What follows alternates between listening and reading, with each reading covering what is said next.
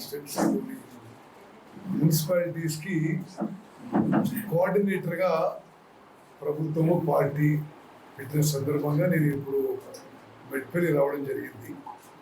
నేను ఈరోజు Nizamabad municipal corporation, అదేవిధంగా ఆర్మూర్, భీమ్గల్ మున్సిపాలిటీస్ సన్నాహక సమావేశంలో పాల్గొని ఇప్పుడు మెట్పల్లి వచ్చినాం.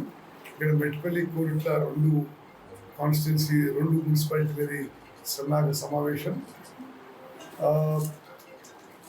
మరి ప్రధానంగా మున్సిపల్ ఎలక్షన్స్ నోటిఫికేషన్స్ 3-4 రోజుల్లో రాబోతున్నాయి. ఎన్నికల పోలింగు ఫిబ్రవరి 2వ వారంలో ఉంటుందని చెప్పి మా అంచనాలు. రాష్ట్రంలో గత 2 ఏళ్లుగా మేము చేసిన అభివృద్ధి కార్యక్రమాలు కానీ సంక్షేమ పథకాలు కానీ ప్రజల్లో చాలా పాజిటివ్ స్పందన ఉంది. మాకు అత్యధిక మెజారిటీ మున్సిపాలిటీస్ కాంగ్రెస్ పార్టీ గెలుస్తుందని చెప్పి మా సర్వేస్ కానీ మా విశ్వాసం కానీ మా నమ్మకం. సంక్షేమంలో కానీ 2 విషయాల్లో ప్రస్తుతం కాంగ్రెస్ ప్రభుత్వం మంచిగా ముందుకు పోతుంది. ప్రజల్లో పాజిటివ్ రెస్పాన్స్ అని చెప్పి మేము అభిప్రాయపడుతున్నాం.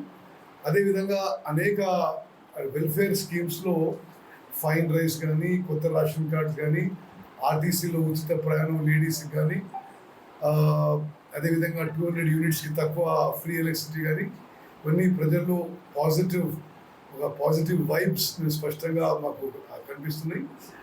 మేము ఈ 3 ఏళ్లలో కాంగ్రెస్ ప్రభుత్వం urban areas, municipalities, municipal corporation మీద ఫోకస్ చేసి మరో లెవెల్కి తీసుకుపోతున్న డెవలప్మెంట్లో.